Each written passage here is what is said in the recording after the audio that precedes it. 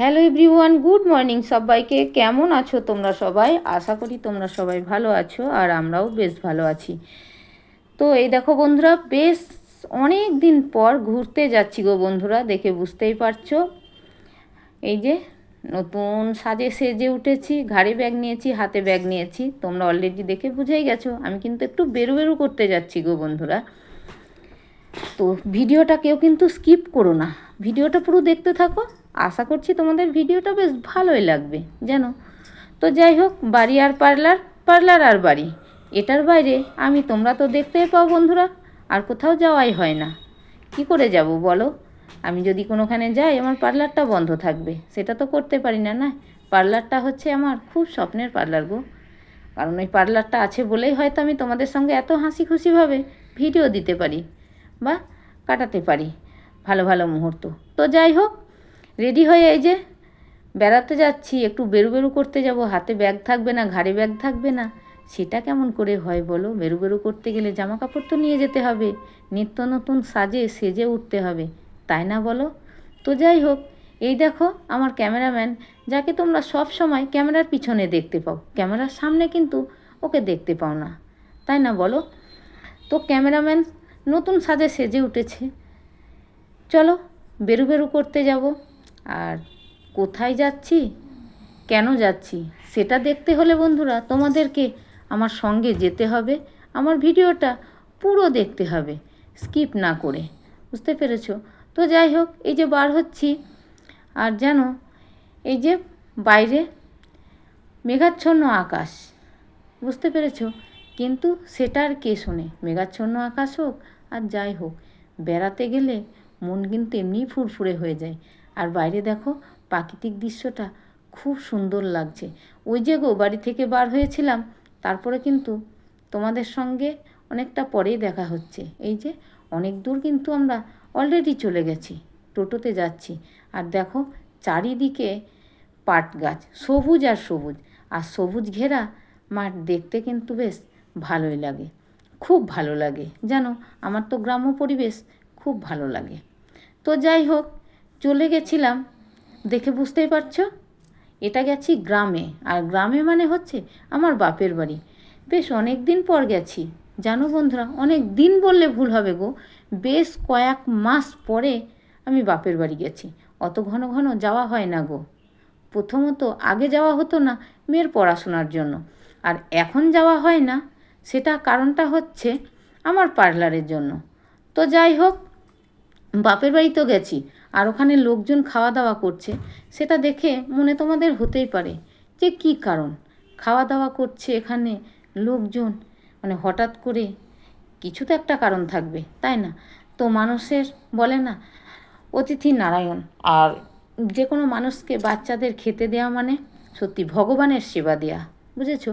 আর এই যে দেখো কী কারণে এসেছি গো বন্ধুরা, এসেছি আমার বোনকে সাধ ভাত দিতে, যেন সাধের অনুষ্ঠান, বোনকে সাধ দিতে এসেছি, বোনের সাধ। আর আমার বোনের এই প্রথম বাচ্চা হবে, মা হতে চলেছে গো।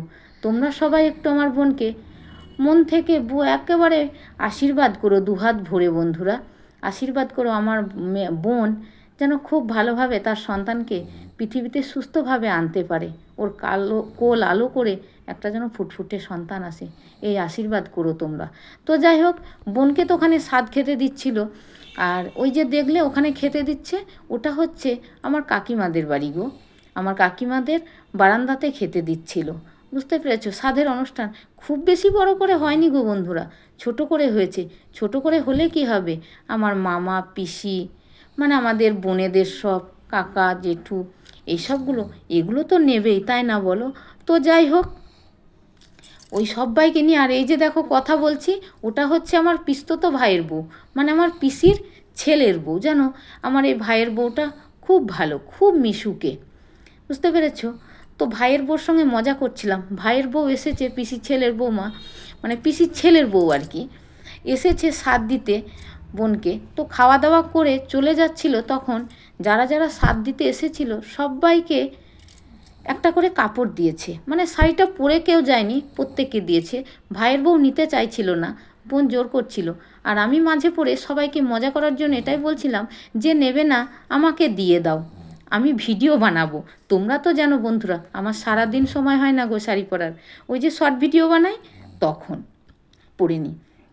তো যাই হোক, ওটা একটু ক্যামেরাবন্দি করেছিলাম। তো ভাইয়ের বউ সেটাই বলছিল, হ্যাঁ দিদি তুমি নিয়ে নাও, আমাকে দিতে হবে না। তো আমি বললাম বাবু তোমাকে দিচ্ছে, নিয়ে নাও।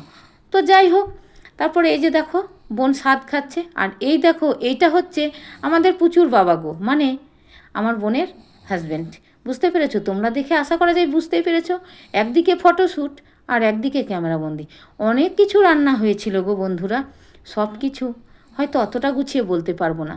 তো এটুকুই বলবো, 7 ভাত মানে 7 রকমের ভাজা ছিল, মাছ ছিল, ডাল ছিল, পাঁপড়, চাটনি, দই, মিষ্টি, মানে 10 রকম না 7 রকম যা মিষ্টি ছিল, সব রকম মিলে অনেক কিছু রান্না করেছিল। আর সমস্তটাই রান্না করেছিল আমাদের মা কাকিমারা আর বোনেরা মিলে, জানো।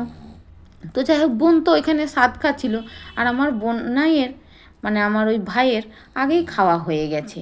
জানো বন্ধুরা, বোনাই কথাটা শুনতে কেমন লাগে, ওই জন্যে ভাই বললাম, কেউ যেন খারাপ মন্তব্য করো না। বুঝতে পেরেছো? তো যাই হোক, সবাই তো এখানে উঠানে বসে কথা বলছিল আগে।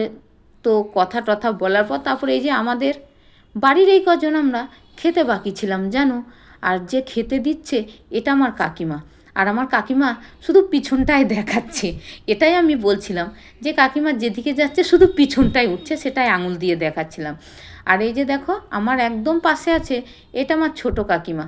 তারপর আমার মেয়ে আছে, আমার ওই বাড়ির কাকিমা আছে, তারপরে আমার মা আছে, আমার বোন আছে, তারপরে আমার আরও কাকার মেয়েরা আছে, মানে সবই হচ্ছে আমার বোন গো।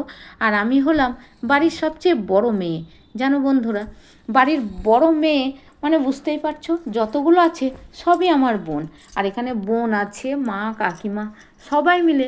ওই কাকিমা আগেই খেয়ে নিয়েছিল, খাওয়া দাওয়া করে আমাদেরকে খাবারটা দিচ্ছিল। আমি বললাম কাকিমা তুমি দিয়ে দাও। আর ওই দিকে আজ গেলাম না, সব কিছু এখানে ছিল, আবার টেনে নিয়ে যেতে হবে। তো যাই হোক, এখানেই আমি কাকিমাকে দিয়ে দিতে বললাম, আমরা সবাই মিলে আমাদেরকে দিচ্ছিল। যেন খেতে খেতে খুব মজা করছিলাম। সকালে গেলাম বৃষ্টিতে ভিজতে ভিজতে হুটোপাটা করে। যাই হোক, যাওয়ার পরে বন্ধুরা ওখানে খুব ভালো লাগছিল 5 জনের সঙ্গে। যদিও আমার বাড়িতে মেয়ে আর আমি একা একা থাকা, তো কি করা যাবে বলো, মেয়েদের ভাগ্যটাই এরকম, এক জায়গায় বড় হয়ে ওঠা আর এক জায়গায় গিয়ে সংসার বাঁধা। তো আর 5 জনের মতো আমারও তাই, মন খারাপ করলে কি হবে।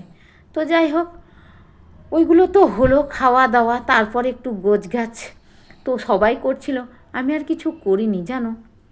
তো করে তারপরে একটু বসা দাঁড়ানো করা হয়েছিল। তারপরে আর তোমাদের সঙ্গে কিছু শেয়ার করিনি। এটা আবার যেটা দেখছো তোমরা পরের পার্টটা, বুঝতে পেরেছো? এই যে দেখো আমার বোন এখানে বসে আছে, আর বেচারার প্রচণ্ড কষ্ট হচ্ছে গো, খুব কষ্ট হচ্ছে। গরম, আর গরমে তো মানে এমনি আমাদের সাধারণ মানুষের গরম লাগছে, আর ও তো বুঝতেই পারছো মা হতে চলেছে, এই সময় তো গরম একটু বেশি লাগবে, তাই না বলো? আর দেখো মেঘের কী পরিস্থিতি বন্ধুরা, বারবার বৃষ্টি আসছে একবার, রোদ উঠছে একবার, তো কী আর করা যাবে বলো। যাই হোক, আমি সেদিনকে আর তোমাদের সঙ্গে সেই রকম কিছু শেয়ার করিনি বন্ধুরা। পরের দিনকে আবার আমি রান্না করছিলাম, বুঝতে পেরেছো? ওই দিনকে আর কিছু সেইভাবে নেওয়া হয়নি, খুব ব্যস্ততার মধ্যে ছিলাম গো।